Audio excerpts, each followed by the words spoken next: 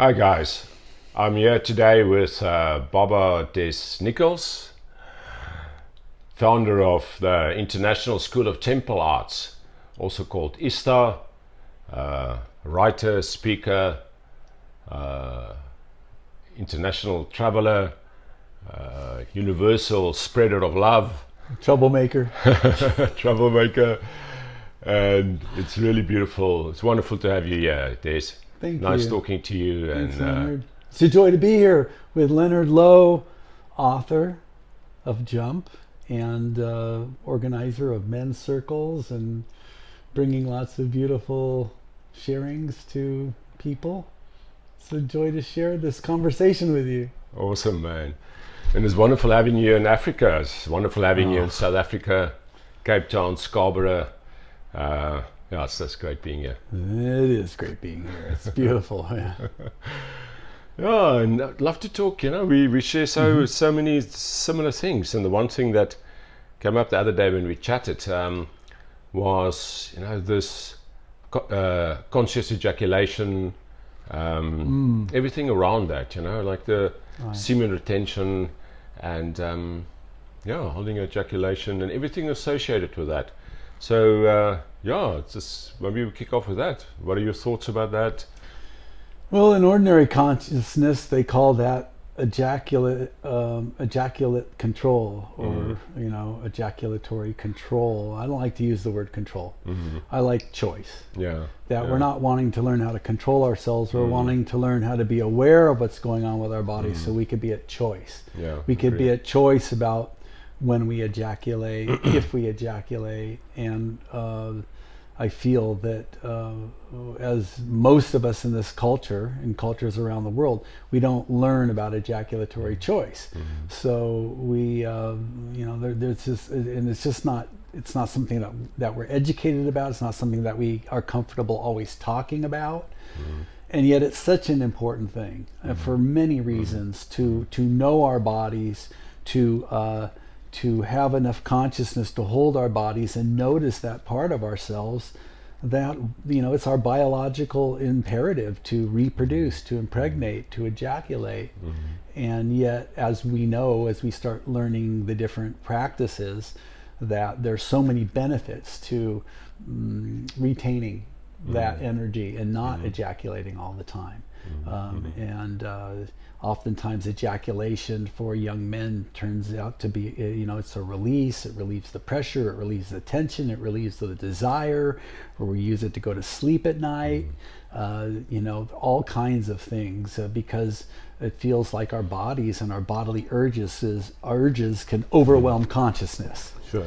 And we may say, hey, I don't want to create a child, but when we're in the passion of making love, that biological imperative kicks in, and it feels so good in our bodies, and all those chemicals are pumping. And in those moments, it seems like the best idea in the world to ejaculate and maybe procreate. And yet to have enough awareness to know that's not what we're choosing, it's not what I'm choosing, that may not be what my lover's choosing.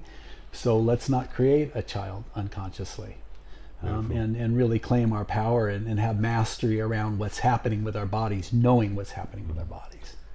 Yeah, I loved what you were saying the other day about, it's so much more than ejaculation choice, and so much more than the ejaculation or semen thing, and it's so much wider, and it actually goes to awareness of your body and everything around you. Almost the embodying part. Right, that the embodiment part is that when we use our consciousness to really connect and know our bodies, and not be at war with our bodies, but actually fall in love with our animal selves, with that part that is embodied, and to connect with that part of ourselves and know that part of ourselves and have a good dialogue with ourselves, so we're aware of where we're at in our arousal. We're aware of where we're at when we're when we're in our pleasure, that we're breathing that energy, that we learn how to circulate that energy, that it isn't all focused on our genitals, because if it's all focused on our genitals, it's going to want to come out. That's what we're designed to do. Sure. And yet if we can take that energy and, you know, breathe it down into the earth, breathe it to different places in our body, circulate that energy in ourselves, circulate it with our lovers, circulate it with the planet. You know, you can use sexual energy for so many things. And when you build that energy and you retain that energy and you feel comfortable holding that energy, you know, a lot of guys complain about getting blue balls and it's uncomfortable and they feel pain if they don't ejaculate. That's because they don't know how to move that energy and circulate that energy. So that it alleviates the pressure that's there, because it expands to many places, not just our genitals. So that's an important thing. And the piece that we hit that you kind of went with is that as we do that dance with power and awareness with our bodies, our consciousness becomes more embodied. We become more embodied. We take back our power and our choice, so that we're not in fear of pregnancy. And a lot of men deal with that fear by getting a vasectomy. They'll get cut because they either have the belief that they can't, they're not at choice, basically, that they don't feel that when it comes to their sexuality and that biological imperative, that they don't have enough awareness and presence to not ejaculate inside of a woman. And if you don't ejaculate inside, or you don't ejaculate at all, then you're not going to curate a pregnancy. And to have enough presence of our body so that we can feel everything that's happening, like to know when the slightest drop is coming up the lingam, you know. So if you know, hey, I'm getting to that place where something could be happening, then it's like, okay, it's time to put on a condom, or it's time to stop making love, because there's a chance a drop of semen could go into the yoni or into the womb and create a pregnancy. So it's knowing what's going on with your body, having enough awareness to know what's going on with your body. And that not only applies to our sexuality, but it applies to every part of our body and every part of our lives. That now we're embodied, and it's the same awareness and consciousness of what's happening with our body that we can understand what's happening with our emotional bodies. We can understand what's happening in relationships, and it just expands awareness everywhere. So this practice of ejaculatory choice brings us so many more gifts than just the energy that we build by retaining our ejaculation, and also more gifts than just preventing pregnancy. Or choosing.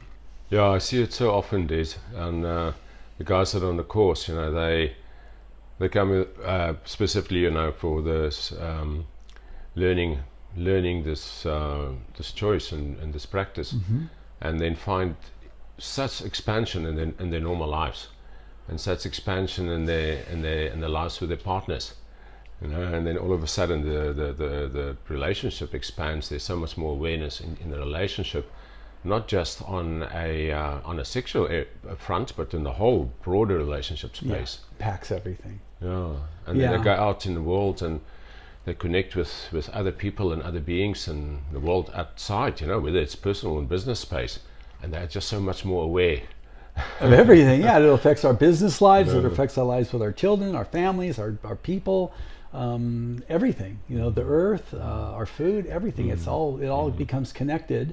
And I feel like that's really a beautiful, fascinating thing.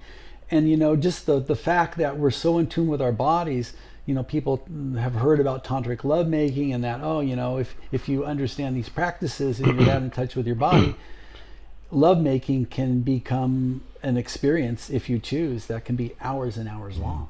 And then you start to move into a place where you have the capacity to breathe that energy and be in your joy and your enjoyment of holding that energy, because it's not uncomfortable. And then you can show up for your partner more, because oftentimes women, we all want to make love longer, because it's such a powerful, beautiful place to build that energy and be in that in that shift in consciousness. And you know, it's fascinating because that shift of consciousness is supported by the chemicals we're releasing in our bodies when we're making love. You know, it's like when we take certain substances and plant medicines and everything, it can do the same thing. It shifts our consciousness, it shifts our awareness, we expand, we're not living in our small little containers anymore. Lovemaking does the same thing. It's very powerful, that chemistry. Yeah, it's. I think you and I share that same passion, you know, because you know, and you often say that. I've heard you say that many times. You know, you don't know what you don't know.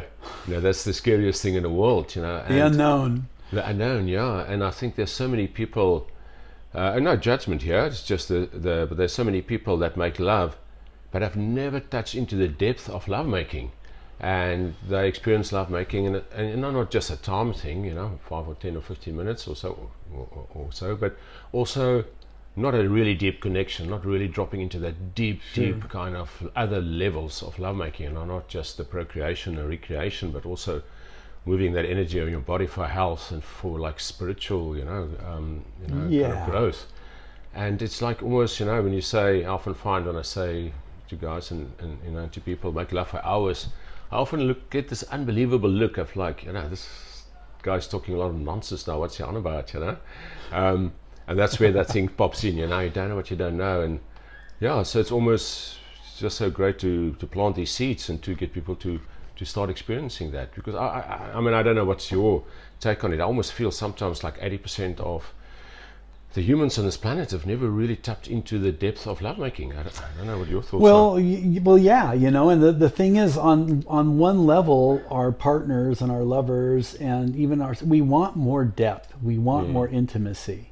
On the other side of that, for a lot of us, that depth and intimacy is terrifying, because now we're more vulnerable, we're more transparent, we're opening ourselves to be seen and felt. And we're actually bringing ourselves present to see and feel another being. So when we're in that place of making love, that depth and intimacy comes in, and to move into the states of arousal and the peaks of arousal, and to be with your lover and move into the valleys of the rest during lovemaking, and then that energy can come up and come down, and it becomes a whole journey to hang out with your lovers and talk about what are your dreams and desires, what's tender for you, what are your fears, and to have conversations about what it is you're doing together and what you want to manifest in each other's lives, even if it's just, I just want to enhance your life and create more joy in your life, and your partner wants to do the same thing for you. And then of course, when you drop into partnership, when you're making love and you're sharing life with someone on a day-to-day basis, there's so many facets of life, your work, the children, the home, what you're going to do about, I mean, to make love and talk about how you're going to take care of the thing with the car. You know, it's not like an intrusion in your lovemaking, but lovemaking becomes something that's a container for everything to happen. And, you know, it's like if we can live our lives in love all the time, we're not necessarily making love. But as we hold that energy and we're not ejaculating, then we bring that love forward. So even though we're out of the bedroom, that love energy is still vibrating in us. And then we bring that love energy everywhere, in, like you said, into our work, into our other relationships, into everything. And what happens eventually is you're just making love all the time, you know, and of course physically, but also just energetically, we're making love, we're living in love. Sure, it becomes part of your life, you know. Yeah, it's beautiful. This category of like, let's do the 10-15 minutes and like 2-3 times a week, and it's like almost like boxed, you know, that's how. And one way of looking at it, and the other way, you know, you so beautifully articulated, it's like, you know, it's part of your life. And if you do make love for a few hours, it's almost impossible for that frequency, that vibrancy, not to carry on into the rest of the day. Exactly. And you know, even on the spiritual path, you know, we'll start on our spiritual paths, and we'll have these ecstatic moments of being connected with everything, and seeing everything clearly, and then we get on with our normal lives, and then we start to forget, and we become very focused on the things that are happening, and we kind of lose focus of that expanded state of consciousness. And what we're learning how to do is to change that ratio of, instead of having moments of peak moments of awareness and being connected to everything, we expand those peak moments of awareness. And what happens at a certain point in our development is we start to notice more when we're not in those peak moments, and we feel the disconnect and pain of not being connected to love. So at first it's like, oh, I have a little taste of love, I have a taste of consciousness, I got a taste of enlightenment or whatever. And so keep expanding those moments, because what'll happen is the whole thing will get turned over, and then it'll just be those moments when you're not there, rather than the moments of when you are there. So then eventually the whole thing is to live in that enlightened, or that illuminated, or that in love place all the time. Yeah, love that, man. And our sexuality teaches us how to do that. Yeah. And the challenge of going deeper into the awareness of our bodies, and not to forego that with drugs or surgery, but to actually know that I'm at choice. This is a powerful choice. It's so powerful I could create another being, and that's not what my soul is here for. That's not what my heart is here for. That's maybe not the path that I'm really here to walk. It's not my path to raise children. If it is, then great. Then it's like, yes, I'm opening up. I want to call in a being. A child is. I can feel a soul wanting to come in, and I can feel that's what love wants, and that's my role in life, to parent a child. It's like, oh, thank you. That's such an important thing, because there's too many children out there that have parents that don't want to be parents. Sure. And it just happened to them because they just were ignorant. They didn't have ejaculatory choice. And their partners weren't supporting them in ejaculatory choice. Yeah, isn't it beautiful? Don't you also find it beautiful that, if you then learn how to hold ejaculation, and then when you do ejaculate, and often talk about the guys to get the right ejaculation frequency. Sure. Now, I know you're very much similar to me. It's about not this thing about never to ejaculate ever in your life, but it's very much about sex positive, pleasure positive, to do, but find the right frequency. But then I just find it so beautiful when you can then hold it, but then when you do ejaculate and you share that with your partner, now either before or in the lovemaking that you are going to, and you look into her eyes, and you gift the seed to her and to her body, and to the two of you, it really makes it very sacred. It makes the experience so sacred. Huh? And she's aligned. Yeah. She's wanting that experience. Yeah. Yeah. And a lot of guys that don't know what's going on, it's like to have that consent and to have that agreement. We're going to create a ritual, and we're going to share this seed, and we're going to ejaculate. Where would you like that ejaculate? Do you want it in your yoni? Do you want it on your body? And to have these conversations about what to do with this very powerful, powerful sacred seed, and to treat it like that, it becomes a choice. When we ejaculate, is there a prayer with that ejaculation? What do we want to manifest?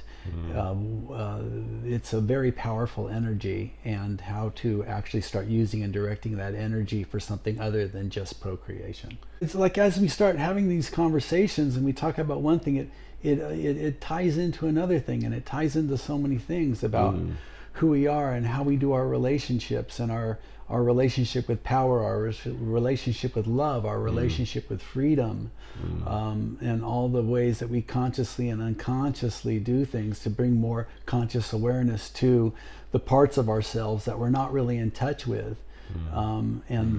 Where women will pull seed from a man so that they can try to hook him in and have a child, and there's some manipulation there. Where men will get women pregnant because there's a part of them that's afraid they may lose the woman, but if they get her pregnant, then it's more guaranteed that she's going to be in their lives. So we can use our sexuality to manipulate and control each other. We can use pregnancy and children to try to do that as well.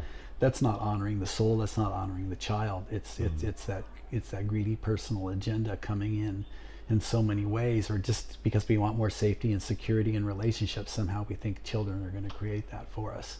Maybe what I could ask on, like, on a fun, more personal point, that's lovely. How long have you been practicing, this, from what age, and, has this personally come in for you? Just if there's any fun or personal sharings on that I started to have a clue about my sexuality in my mid-20s. Okay. Which is when I started studying, Tantra and some of these mysteries. So the whole idea of ejaculatory choice was like, oh wow, and I started to realize how I was raised, the lack of education, my own sexual addiction around it, or addiction to ejaculation, learning that there's actually something else you can do when you're aroused other than just ejaculate, and that's the big news for a lot of guys. They don't even know that they have a choice. Sure. And of course they do if they bring in their conscious awareness. And so, through my 20s and my late 20s, I was really learning how to be comfortable holding my seed, how to breathe that energy, how to send that energy to different places. I don't feel like I really achieved a level of mastery until probably in my 40s. So it took me many years. I started to become more aware. I got better and better at it. But it's like anything, when you practice it and you get more comfortable with it, then it becomes second nature and your confidence builds. And you also, for me, I also started to feel the benefits in my body for my health, for my energy, and how nourishing that was to not ejaculate and to hold that energy, and how great it felt, to the place where I started to realize at sometimes it feels better to not ejaculate than it does to ejaculate. So there was a re-education of my own nervous system and my own body and everything to really see the benefits of ejaculatory choice and how important that is. Awesome, man. Yeah, I've never asked you that question. It just came up and I thought, wow, that we've never really... Yeah, and I think some of the other personal landmark things around that was in my life creating several unwanted pregnancies in my 20s and one in my early 30s, and realizing that I don't ever want to get someone pregnant again.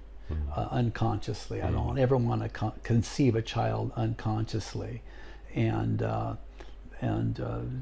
to develop that kind of trust in my consciousness, to know my body, that's not something that I would do unless I consciously created that. And the other thing I want to say is that this is kind of a sideline, but when we talked about conscious conception isn't saying to your partner, yeah, we want to have a child, we're in alignment, we agree, we want to create a child. That's not conscious conception. Conscious conception is a whole different thing. It's a huge subject. It's really connecting with the soul that wants to come in and listening to what they want, listening to who they are, and really feeling like they're calling you to bring them in. And then to feel into, is this what I'm here for? Am I here to bring a soul in? Am I here to bring a child in? Or is it just my conditioning or my own personal desire that wants a child? So I think, and that, like I said, the whole conversation around conscious conception is a whole nother video. So I was just, as you're talking, I was thinking, let's do actually a talk about that one day also. Because that's also close to my heart, and thanks for raising that. Awesome, man. And is there... So beautiful talking to you. Is there anything else you want to add before we close off? Just to call out to my brothers out there and to women. It's like, please step into our power, support each other, and also work with your partners, because the woman's energy. I mean, a powerful woman is so powerful. If she wants your seed, she'll pull it from you. No, so you want to have your partners being conscious too, to breathe with you and to feel what's happening with your body when they're making love. When we merge masculine and feminine, male and female, when we merge, the masculine and feminine, as we know, is within us. Yeah. And then it's reflected by our partners. But when we're making love with someone, we do merge. And so it's what we want to do is we want to become so merged and so connected that I know exactly what's going on with my partner's body and she knows exactly what's going on with mine. So if she's consciously aware of my body when we're merged, she knows whether I'm going to ejaculate or not. Sure. And she can unconsciously pull on my seed, and it makes it real hard for me not to give it to her. Or she can be aware of that, and there are different practices where that energy can be directed and you can breathe with it, and so that she is actually consciously not pulling on your seed, which makes it a whole lot easier for, if you're a man, to not ejaculate. Yeah, I've got a few personal examples, experiences of that. Yeah. I was pretty good at holding my seed, and with probably two lovers, I had that, I could feel, and I had the conversation very in a gentle, loving way.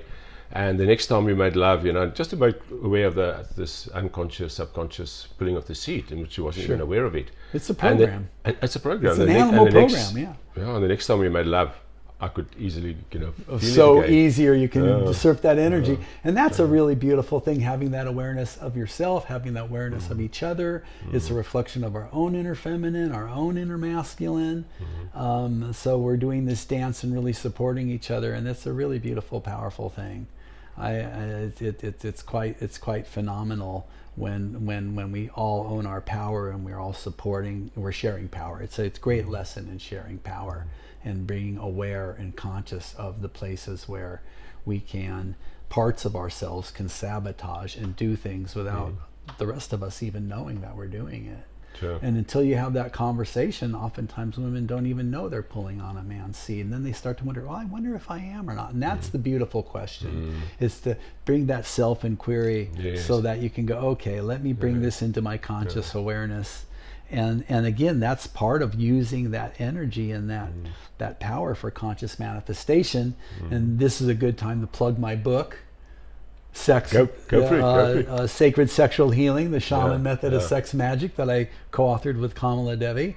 And there's a lot of great exercises and basic and advanced teachings and sharings and exercises in there. So it's available on Amazon, and get a copy of Sacred Sexual Healing by Babades Nichols and Kamala Devi, and read that book. It's going to give you a lot of good basic foundational how-to information, not just around ejaculatory choice, but also around sex magic and how to use that energy to manifest dreams and desires.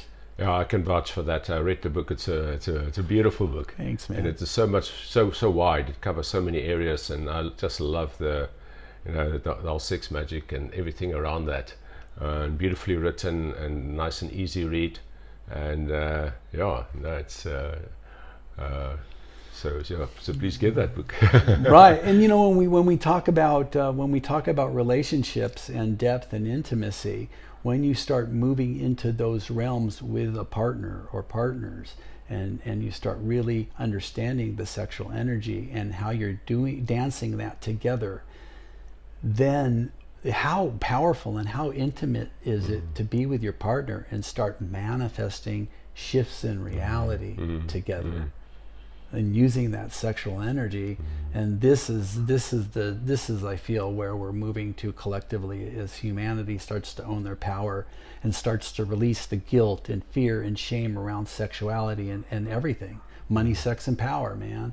When we start to really align our money, sex, and power with love, it's going to have huge implications on the planet.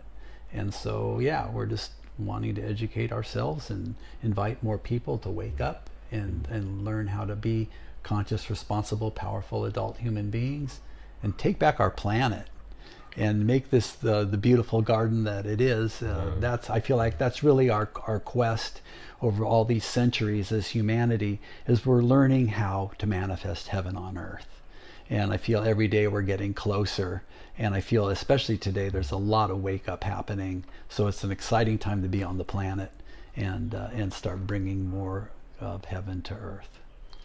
Yeah, I think it's rapidly happening. Just in the last 7, 8, 9, 10 years that I've been on a journey, also just coming back to South Africa and Cape Town, I can just see the massive shifts happening here. And yeah, it's because of guys like you and the people you work with. So thank you for that, and thank you for the talk today, Des. And love you, man. Love you too, brother. Lack of time here down in Africa. I love it, man. It's just such a beautiful land and such a beautiful culture, and I'm grateful for you in my life. Thank you, and thank you for sharing everything that you do with everyone too. Awesome, brother. That's wonderful. And we'll have a few more lekker braais. Okay.